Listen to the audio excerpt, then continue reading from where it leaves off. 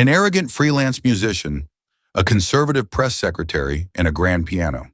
What began as a vicious mockery turned into a moment that silenced the room and shattered an ego. It all unfolded in the opulent lobby of the Willard Intercontinental Hotel in Washington, D.C. Elle had hosted presidents, diplomats, and royalty. Tonight, it was the scene of a different kind of political battlefield. Inside the grand ballroom, chandeliers hung like frozen fireworks, their crystal reflections shimmering across the polished marble floor. Servers in black tuxedos weaved through the room, balancing silver trays of champagne and delicacies few could pronounce. The air hummed with the sound of power and influence. Washington's elite exchanging whispered deals between sips of Bordeaux. At the center of it all was Karoline Leavitt, youngest White House press secretary in U.S. history, fiercely loyal to Donald Trump, a force of nature in the briefing room. At just 27 years old, she had climbed to a height most seasoned political veterans only dreamed of. Her name carried weight in the conservative circles, but her very existence enraged the left. They called her a propaganda machine, a puppet, a Trump mouthpiece. But Karoline, she didn't care. She had spent her entire career walking into firestorms. She had gone head-to-head with the most brutal reporters in the nation, parrying their accusations with sharp wit and unshakable confidence. Yet tonight was different. Tonight, the battlefield wasn't a press room lined with flashing cameras. It wasn't a debate on national television. Tonight's fight was unexpected. She moved through the crowd with the poise of someone who had long since mastered the art of standing tall under scrutiny. She smiled politely, exchanging pleasantries with senators and donors, her instincts always sharp, always on guard. Then the doors swung open, and the room shifted. Eyes flickered toward the entrance. Conversations hesitated. A ripple of awareness spread like a tightening wire. Ethan Caldwell had arrived. The name alone was enough to ignite controversy. A celebrated pianist, a darling of the left, a man whose fingers graced the grand stages of Carnegie Hall, but whose words sliced like knives in political debates. Ethan hated everything Karoline stood for, and he made sure the world knew it. He wasn't just a musician, he was an activist, a proud voice of the resistance, a man who used his platform to tear down conservative leaders, mocking them as culturally barren and anti-intellectual. And now he had spotted Karoline. A slow smirk spread across his lips. He didn't waste time. With purposeful strides, he cut through the sea of politicians and journalists, heading straight for the grand piano in the corner of the ballroom. The chatter in the room softened. Some turned intrigued. Others sighed, already bracing for whatever performance, verbal or musical, he was about to put on. Karoline noticed the change in energy before she saw him. She looked up just as he slammed his fingers onto the keys. A dramatic, discordant clash of notes that made heads snap toward the sound. Then his voice rang out, loud, arrogant, meant to humiliate. "Ladies and gentlemen," the lingering conversation ceased. The game had begun. "We have the youngest White House press secretary in history with us tonight. But tell me, Ms. Leavitt, can you do anything besides read scripted talking points for Trump?" A ripple of laughter cut through the ballroom. Karoline stilled. She felt the shift, the sudden anticipation in the air, the gleam in the eyes of liberal journalists, their phones already raised, waiting, hoping for a reaction. Ethan wasn't here to play music. He was here to humiliate her, and she knew it. He grinned, spreading his arms dramatically, every movement exaggerated for effect. "Come on, Karoline. Let's see if your hands can do more than just deflect questions. Play us something. Unless, of course, the only music you know is the sound of dodging the truth." Another round of laughter. A few people clapped, not in admiration, but in cruel encouragement. Phones were rolling. The viral moment was being captured in real time, and Ethan knew it. Karoline clenched her jaw. She recognized this tactic. She had faced it before. A setup, a political ambush, the kind designed to break someone publicly. Her mind raced. She could walk away, pretend she didn't hear him, let the moment pass. That was the safe choice, but safe had never been her style. And Ethan was waiting for her to flinch. Not tonight. And a moment of decision has coming. The ballroom held its breath, the weight of every pair of eyes pressed down on Karoline. To the journalists in the room, this was a blood sport. To the politicians watching from the sidelines, this was a test of dominance. To Ethan Caldwell, this was a guaranteed victory. He was waiting for her to back down. Karoline felt the trap closing in around her. And for a split second, just a second, she hesitated. Not out of fear, but because of a truth she hadn't faced in years. Her fingers used to belong to the piano, long before they belonged to microphones and debate podiums. And then, a memory surfaced. A small church in New Hampshire, a wooden piano in the corner, her mother's voice soft but firm.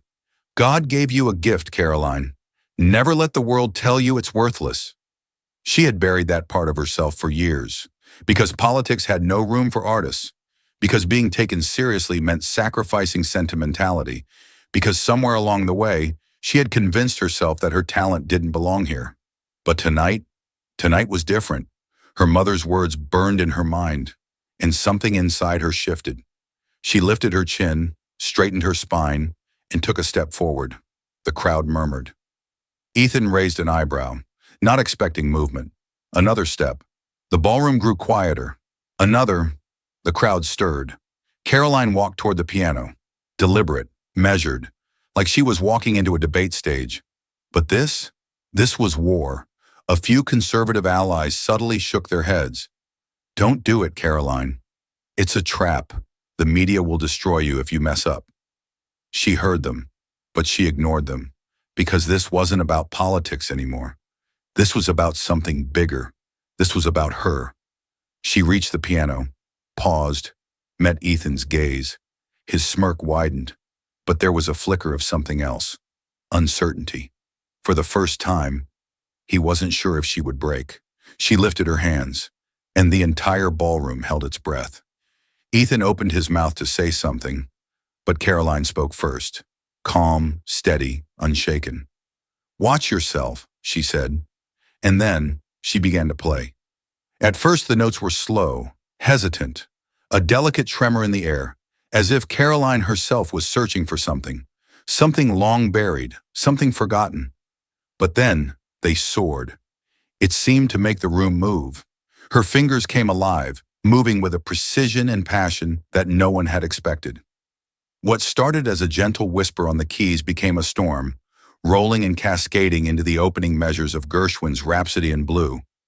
A piece that wasn't just music, but a statement.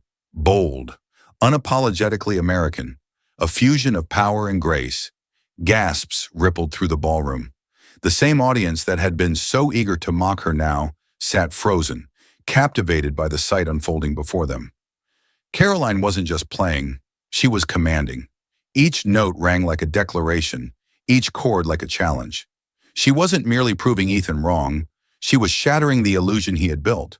Phones that had been raised to capture her humiliation were now recording something entirely different. The smirks, gone. The whispers, silenced.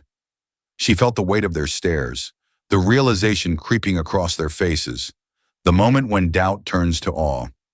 A conservative senator in the crowd, unable to contain himself, rose to his feet mid-piece, clapping with vigorous admiration. Others followed. Even some of the journalists, who had just moments ago waited to devour her embarrassment, now watched with expressions unreadable. And Ethan? His smug grin was gone. His arms were crossed, his jaw clenched, his eyes narrowed. Because he knew. This wasn't just a performance. This was his loss. Karoline's hands flew across the keys, filling the ballroom with an energy that was both untamed and masterful. She could feel her pulse hammering through her fingertips, the music bleeding into her very soul. It wasn't just about the audience anymore. It wasn't even about Ethan anymore. She was playing for every person who had ever been underestimated, for every time she had been told she was too young, too inexperienced, too much. For the girl in that New Hampshire church, whose hands once danced over an old wooden piano before she was told she had to choose politics over passion. She had believed she had let that part of herself die. But tonight she resurrected it. The final notes rose and crashed, as if the very spirit of America itself had been reborn on those keys. And as her fingers struck the last chord, the sound hung in the air like an echo of something profound, something unshakable, a truth that could not be denied. And when the last note rang out, for a moment, nothing, no movement, no words, just the weight of what had just happened, pressing down on every person in the room. Then, applause erupted, not scattered, not hesitant, but thunderous, unstoppable. The sound crashed through the ballroom like a wave, sweeping away the last remnants of skepticism. Conservative leaders stood, cheering. Even a few liberal journalists clapped, reluctantly, but they couldn't deny the truth, because they had just witnessed something undeniable. She hadn't just played, she had dominated. Karoline stood slowly, breathing hard, her chest rising and falling as the applause continued to crescendo around her. And then, she turned, and there was Ethan, still standing by the piano. His expression? A portrait of disbelief. He opened his mouth as if searching for something, some clever retort, some way to take back control. But there was nothing. The words wouldn't come, because they didn't exist. Slowly, with a forced nonchalance, he clapped. Once, twice, a third time. A slow, empty applause. The only sound in the room that rang hollow. His voice was low, bitter. Not bad, for a conservative. The words barely carried, because nobody was listening to him anymore. The moment belonged to her. As she stepped away from the piano, the crowd parted for her. She felt a hand on her shoulder, a Trump aide leaning in, his voice low but electric with admiration. That was one hell of a performance, Karoline. She smiled. But not for them. Not for Trump. Not for the headlines that would come. She had played for herself. For every person who had ever been mocked for what they believed in. For the girl in that small New Hampshire church who had once feared she had to bury her gift to be taken seriously. Not anymore. Within hours, social media exploded. The headlines about Karoline have really exploded. The heat is unstoppable. Karoline crushes the left began trending. Trump's press secretary schools liberal musician. Who knew she had this talent? Influencers, political commentators, even neutral observers couldn't deny the sheer brilliance of what had happened. But Ethan, his face was everywhere, a picture of defeat. Later that night, he sat in a dimly lit jazz bar, scowling as his phone buzzed endlessly with clips of Karoline's performance. A journalist approached him, mic in hand. So, Ethan, any thoughts on Karoline's performance tonight? He took a slow sip of whiskey, forced a smirk, and muttered, She plays well, but she's still wrong about everything else. The reporter raised an eyebrow. Maybe, but tonight she was better than you. Ethan said nothing, because he knew it was true. Meanwhile, Karoline sat in her apartment, the city lights glowing outside her window. Her baby son slept peacefully beside her. Her husband, Nicholas, leaned in, grinning. You were incredible tonight, she chuckled, shaking her head. I guess some fights aren't won with words. She looked down at her hands, still tingling from the performance, and she realized something. She hadn't just won a battle tonight, she had reclaimed a part of herself. And no one, no journalist, no left-wing musician, no critic, could ever take that away from her again. If this story inspired you, hit subscribe. Because standing up for what you believe in isn't just about words. It's about proving them wrong, where it hurts the most.